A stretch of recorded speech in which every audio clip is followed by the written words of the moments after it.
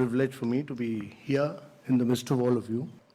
Great pleasure because I've been closely associated with all of you in the direct selling industry. My belief always has been that the direct selling industry adds hugely to economic activity.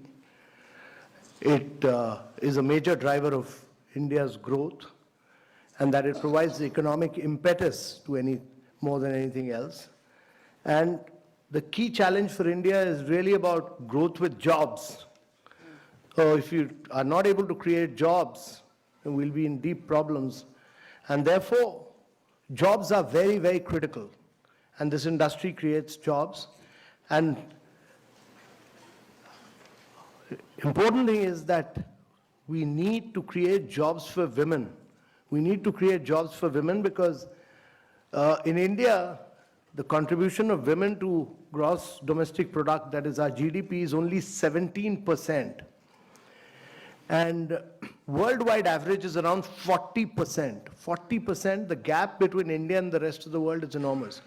24% of women in India work, but the contribution is only 17%. And unless and until we don't,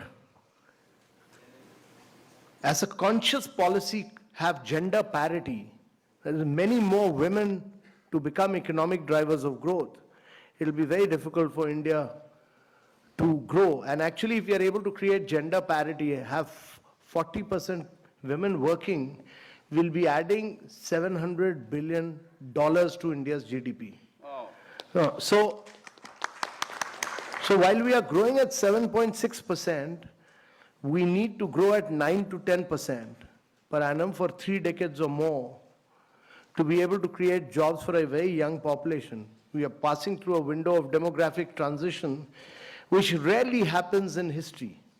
Our population is very young. You know, the biggest social and economic transition that is taking place across the world is the fact that the population in Europe and America is getting older and older. The population in India is getting younger and younger, and it will keep getting younger till 2040. And therefore, if you have to reap this advantage, it can be a huge nightmare as well if you are not able to create jobs. So if you have to create jobs, there are only 2 ways. One is to push manufacturing in a very big way, and the other is to push direct selling. Yeah.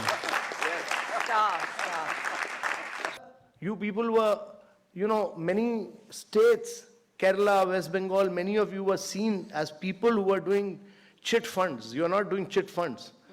You are doing a very respectable profession.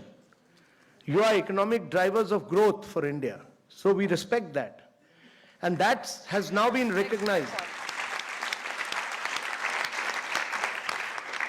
That has now been recognized that government has, by issuing these guidelines, clearly recognized that you are major players of India's economy, that you significantly contribute to India's economy, that you are adding to India's growth and wealth, and that you are creating jobs.